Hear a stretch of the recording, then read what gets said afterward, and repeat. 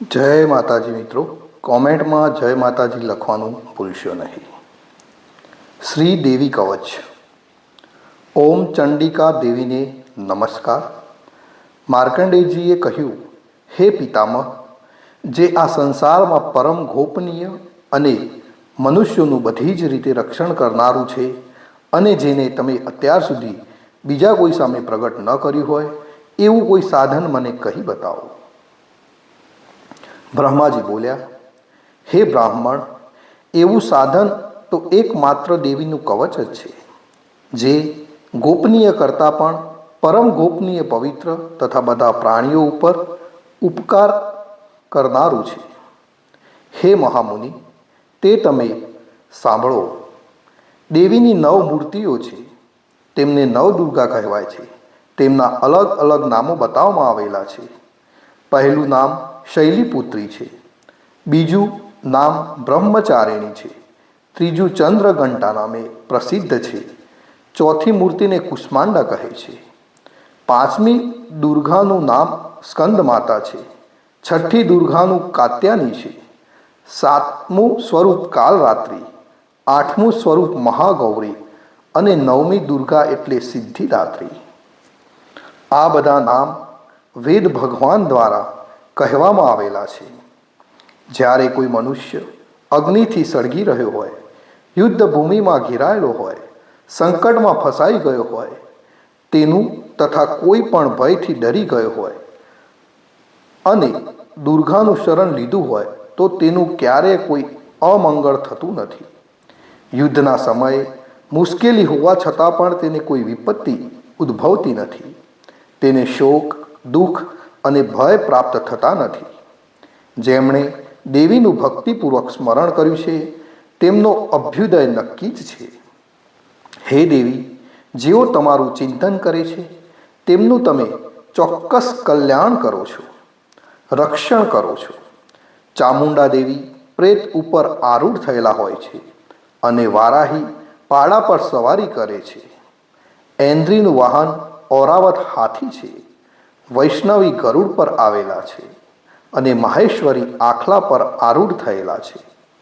કૌમારીનું વાહન મોર છે, વિષ્ણુ પ્રિય લક્ષ્મી કમળ પર વિરાજમાન છે અને તેમના હાથમાં લાલ કમળ છે. આખલા પર આરૂઢ થયેલ દેવી ઐશ્વરી એ શ્વેત વૃષણો ધારણ કરેલા છે. બ્રાહ્મી હંસ પર બેઠેલા છે અને બધા જ આભૂષણો ધારણ કર્યા છે. આ બધી દેવીઓ માતાઓ યોગ શક્તિઓથી સંપન્ન છે. જેઓ અનેક વિવિધ આભૂષણો પહેરવાથી શોભે છે. તેમને અનેક રત્નો ધારણ કર્યા છે, ક્રોધથી ભરેલી છે અને ભક્તોનું રક્ષણ કરવા માટે રથમાં બેઠેલા છે. આ દેવીઓના હાથમાં શંખ, ચક્ર, ગદા, શક્તિ, હળ, મૂષળ, ખેટક, તોમર, કુહાડી, દાતરડું, કુંત, ત્રિશૂળ અને ઉત્તમ શાર્ક ધનુષ્ય ધારણ કરેલા છે. દૈત્યોના શરીરનો નાશ કરવો અને ભક્તોને અભય દાન આપવું, દેવતાઓનું હિત કરવું એ તેમના શસ્ત્ર ધારણનો ઉદ્દેશ છે. મહારૌદ્ર રૂપ, અત્યંત ઘોર, પરાક્રમી, મહાબલી અને મહા ઉત્સાહયુક્ત હે દેવીઓ, તમે મહાન ભયનો નાશ કરનારા છો. તમને મારા નમસ્કાર છે. તમારી સામે જોવું પણ મુશ્કેલ છે. શત્રુઓનો ભય વધારનારા એ હે જગદંબિકા, મારું રક્ષણ કરો. પૂર્વ દિશામાં ઐન્દ્રી શક્તિ મારું રક્ષણ કરે, અગ્નિ ખૂણામાં અગ્નિશક્તિ, દક્ષિણ દિશામાં વારાહી તથા નૈઋત્ય ખૂણામાં ખડગધારીની મારું રક્ષણ કરે, પશ્ચિમ દિશામાં વારુણી અને વાયવ્ય ખૂણામાં હરણ પર સવાર કરનાર દેવી મારું રક્ષણ કરો. ઉત્તર દિશામાં કુમારી અને ઈશાન ખૂણામાં શૂલધારિણી દેવી મારું રક્ષણ કરો. હે બ્રહ્માણી, તમે ઉપરની બાજુએ મારું રક્ષણ કરો. હે વૈષ્ણવી, તમે નીચેની બાજુએ મારું રક્ષણ કરો. આ જ પ્રમાણે શબ જેનું વાહન છે તે ચામુંડા દેવી દસે દિશાઓમાં મારું રક્ષણ કરો. જયા દેવી આગળની બાજુએ અને વિજયા દેવી પાછળની બાજુએ મારું રક્ષણ કરે. ડાબા ભાગે અજિતા દેવી, જમણા ભાગે અપરાજિતા દેવી મારું રક્ષણ કરે, ઉદ્યોતિની શિખાનું રક્ષણ કરે અને ઉમાદેવી મારા મસ્તક ઉપર વિરાજિત થઈને મારું રક્ષણ કરે. માલાધરી દેવી મારા કપાળનું અને યશસ્વીની દેવી મારી ભમરોનું રક્ષણ કરે. ત્રિનેત્રા દેવી ભમરોના મધ્ય ભાગનું અને યમઘંટા દેવી નાસિકાઓનું રક્ષણ કરે. શંખીની દેવી બંને આંખોના મધ્ય ભાગનું રક્ષણ કરે અને દ્વારવાસીની કાનોનું રક્ષણ કરે. કાલિકા દેવી ગાલોનું તથા સાંકરી દેવી કાનોના મૂળ ભાગોનું રક્ષણ કરે. સુગંધા દેવી નાસિકાઓની અને ચર્ચિકા દેવી ઉપરના હોઠનું રક્ષણ કરે. અમૃતકલા દેવી નીચેના હોઠનું અને સરસ્વતી દેવી જીભનું રક્ષણ કરે. કૌમારી દેવી મારા દાંતોનું અને ચંડિકા દેવી કંઠ ભાગનું રક્ષણ કરે.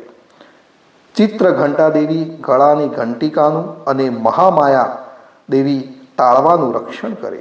કામાક્ષી દેવી દાઢીનું અને સર્વમંગલા દેવી મારી વાણીનું રક્ષણ કરે.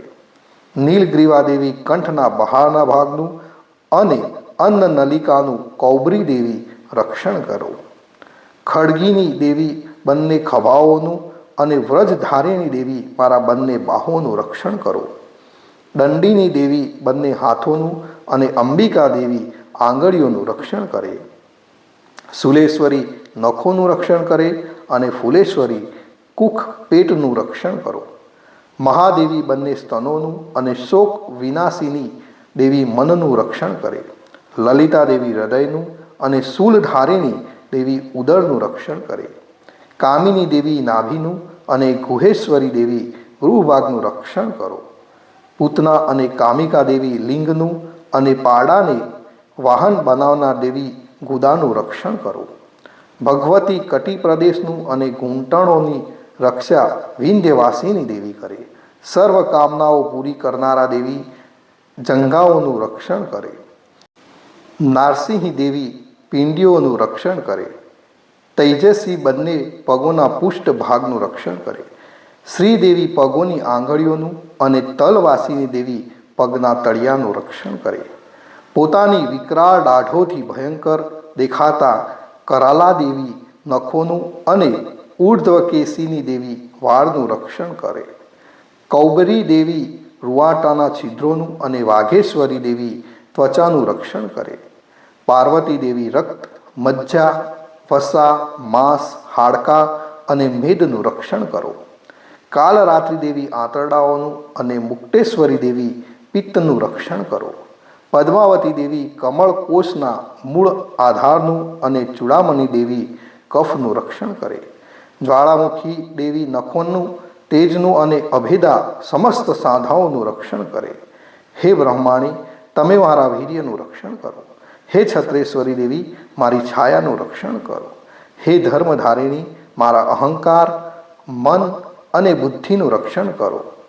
હે વ્રજ ધારણ કરનાર દેવી, મારા પ્રાણ, અપાન, વાયાન, ઉદાન અને સમાનનું સંરક્ષણ કરો. કલ્યાણથી શોભના દેવી, મારા પ્રાણનું રક્ષણ કરો. યોગીની દેવી રસ, રૂપ, ગંધ, શબ્દ અને સ્પર્શ અને હે નારાયણી, તમે મારા સત્વ, રજ અને તમો ગુણોનું રક્ષણ કરો. વારાહી દેવી આયુષ્યનું રક્ષણ કરે. વૈષ્ણવી ધર્મનું રક્ષણ કરે તથા ચક્ર ધારણ કરનારા દેવી યશ અને કીર્તિ, લક્ષ્મી અને ધન તેમજ વિદ્યાનું રક્ષણ કરો. હે ઇન્દ્રાણી દેવી, તમે મારા ગોત્રનું રક્ષણ કરો. હે ભૈરવી, મારી પત્નીનું રક્ષણ કરો. હે ચંડિકા દેવી, મારા પશુનું રક્ષણ કરો. હે મહાલક્ષ્મી, મારા પુત્રોનું, સંતાનોનું રક્ષણ કરો. હે સુફથા દેવી, મારા પથનું અને ક્ષેમ કરી દેવી મારા માર્ગનું રક્ષણ કરે. હે મહાલક્ષ્મી, રાજદ્વારી કાર્યોમાં મારું રક્ષણ કરો તથા સર્વ બાજુએ રહેલા વિજયા દેવી ચારે બાજુ રહી મારું રક્ષણ કરો. હે દેવી, જે સ્થાન કવચમાં કહેવાયું નથી અને તેથી રક્ષણ વિનાનું છે, તે બધા સ્થાનો તમારા વડે સુરક્ષિત થાય, કારણ કે તમે વિજયશાલિની અને પાપનાશિની છો. મનુષ્ય પોતાના શરીરનું ભલું ઈચ્છતો હોય તો તેણે કવચનો પાઠ કર્યા વિના એક ડગલું પણ ભરવું નહીં.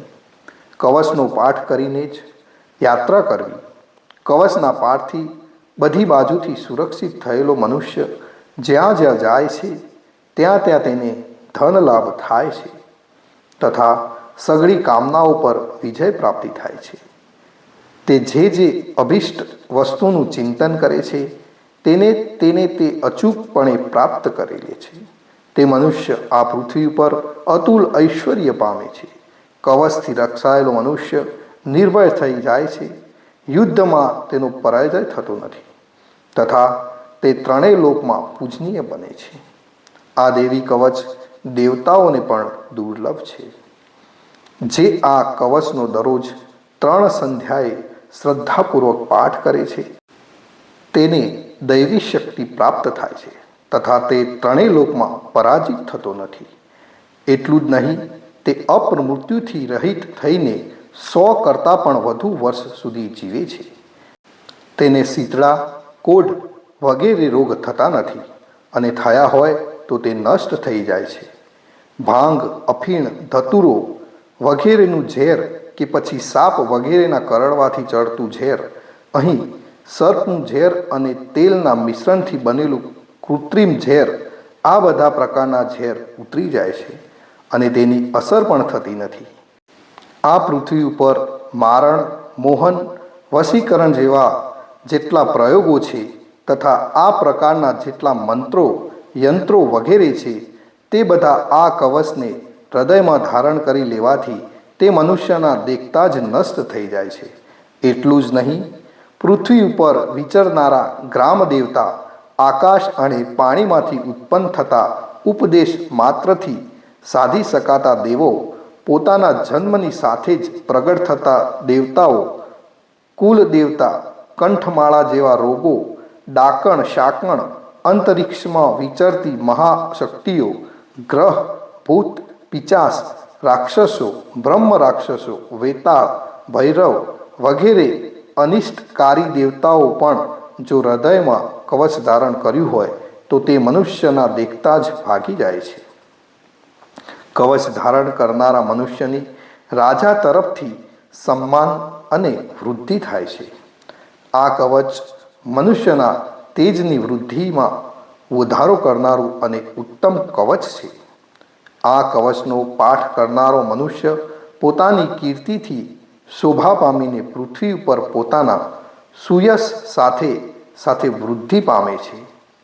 જે પહેલાં કવચ કરીને સપ્તસતી ચંડી પાઠ કરે છે તેની જ્યાં સુધી વન પર્વત હોય ત્યાં સુધી તે આનંદથી યુક્ત આ પૃથ્વી પર રહે છે.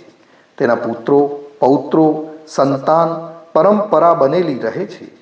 પછી દેહાંત થતો તે મનુષ્ય મહામાયાથી કૃપાથી નિત્ય પરમ પદને પામે છે, જે દેવતાઓને પણ દુર્લભ છે.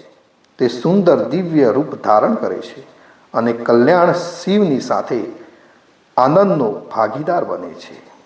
સર્વ દેવી દેવતાઓને મારા કોટી કોટી પ્રણામ.